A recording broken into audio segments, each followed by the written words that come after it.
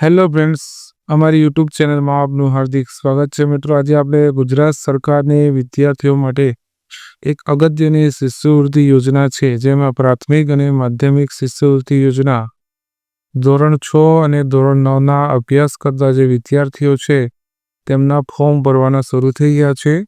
તો આ યોજનાના નિયમો, શરતો અને આ યોજનાનો લાભ કોને મળશે અને કયા કયા ડોક્યુમેન્ટની જરૂર પડશે તેની સંપૂર્ણ માહિતી આપણે આ વિડીયોમાં જોઈએ. તો આપ અમારી ચેનલમાં નવા હોય તો અમારી ચેનલ સબસ્ક્રાઇબ કરી, લાઇક કરી, શેર કરવાનું ભૂલશો નહીં. તો ચાલો આની પૂરી માહિતી જોઈએ.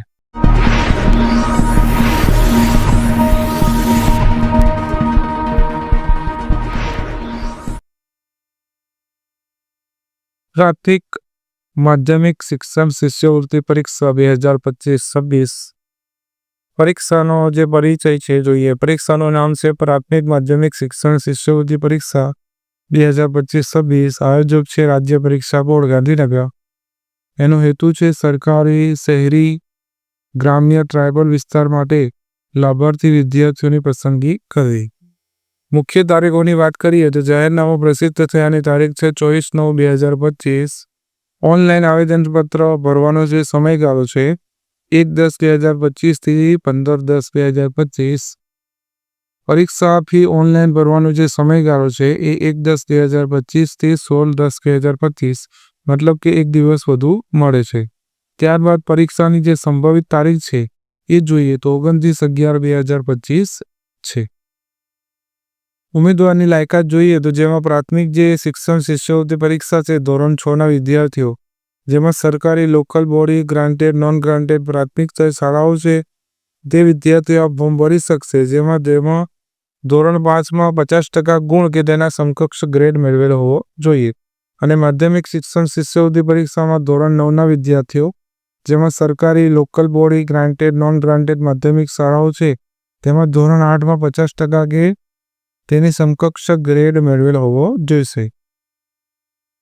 આવક મર્યાદાની વાત કરીએ તો આ પરીક્ષા માટે આવક મર્યાદા ધ્યાને લેવામાં આવતી નથી.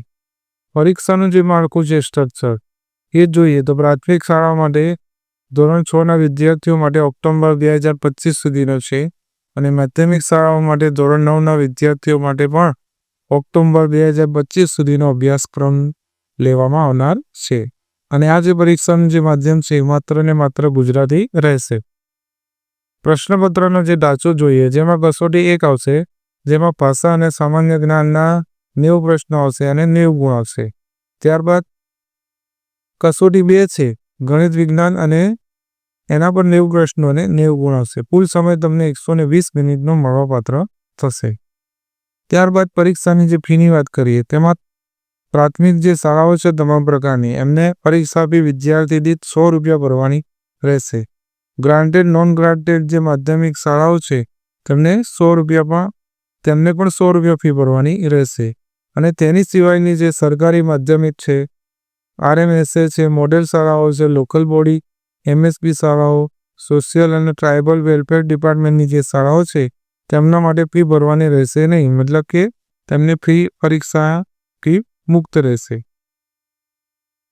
ઓનલાઈન અરજીની જે પ્રક્રિયા છે તેની વાત કરીએ તો sab.exam.org.ની જે વેબસાઇટ છે તેના ઉપર જવાનું રહેશે. ફોર્મ ભરવાનો જે સમયગાળો છે 1/10/2025 થી બપોરના 14 કલાકથી 15/10/2025 રાત્રિના 23:59 કલાક સુધી રહેશે. ફોર્મ ભરવાનું જે સ્ટેપ છે એ જોઈએ તો સૌપ્રથમ તમારે www.sab.exam પર જઈને એપ્લાય ઉપર ક્લિક કરવાનું. જે તે પરીક્ષા BSc અથવા તે SSC પસંદ કરીને એપ્લાય નાઉ ઉપર ક્લિક કરવાનું છે. અને ફોર્મ અંગ્રેજીમાં ભરવાનું રહેશે. અને તમારી જે શાળાના જે બાળકનો UDAS નંબર જ્યારે એન્ટર કરશો એટલે તેની તમામ વિદ્યાર્થીની વિગત આપોઆપ આવી જશે. ત્યારબાદ તમારે ધોરણ 5 અથવા તો 8માં જે પરિણામ આવ્યું હોય તેની વિગત જે તે વિદ્યાર્થીમાં ભરવાની રહેશે. અને ત્યારબાદ તમારે સબમિટ કરવાનું અને કન્ફર્મેશન નંબર જનરેટ થશે. તે તમારે સ્ક્રીનશોટ અથવા તો લખીને સાચવવાનો રહેશે. કન્ફર્મેશન નંબર નાખ્યા પછી તમારે જન્મ તારીખ નાખીને તેનું ઓનલાઈન પેમેન્ટ કરવાનું રહેશે. મતલબ ઓનલાઈન ફી ભરવાની થશે. ફી ભર્યા બાદ તમારે સક્સેસફુલ ટ્રાન્ઝેક્શન રિસિપ્ટ તમને જોવા મળશે. તેને તમારે સેવ કરી લેવાની રહેશે.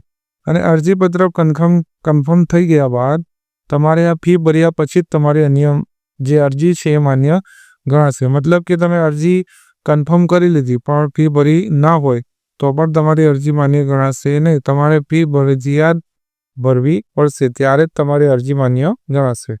અને આ જે અરજીપત્રકોની જે હાર્ડ કોપી છે એ રાજ્ય પરીક્ષા બોર્ડ ખાતે જમા કરાવવાની રહેશે નહીં. મતલબ કે જેની હાર્ડ કોપી છે આપણી પાસે રાખવાની રહેશે, જેમ કે તાલુકામાં કે જિલ્લામાં કે રાજ્ય પરીક્ષા બોર્ડમાં આપવાની થશે નહીં. શિષ્યવૃત્તિની જોગવાઈની વાત કરીએ તો પ્રાથમિક શિક્ષણ શિષ્યવૃત્તિ જે મેરિટમાં આવશે તેમાં 1000 વિદ્યાર્થીઓને આ શિષ્યવૃત્તિ આપવામાં આવશે પ્રાથમિક શિક્ષણમાં. અને માધ્યમિક શિક્ષણમાં આ શિષ્યવૃત્તિ જે મેરિટમાં આવશે તેમાં 2900 વિદ્યાર્થીઓને આ શિષ્યવૃત્તિ આપવામાં આવશે, જેમાં ગ્રામ્યમાં 1500, શહેરીમાં 1000 અને ટ્રાઇબલમાં 400. એટલે આ રીતે જે મેરિટમાં આવશે જેમાં 2900 વિદ્યાર્થીઓને માધ્યમિકમાં અને પ્રાથમિકમાં 1000 વિદ્યાર્થીઓને આ શિષ્યવૃત્તિ આપવામાં આવશે.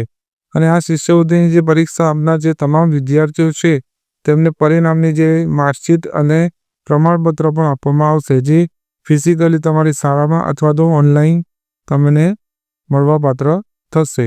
તો આભાર મિત્રો. આ વિડીયો તમને ગમ્યો હોય તો લાઈક અથવા શેર કરવાનું ભૂલશો નહીં. Thank you.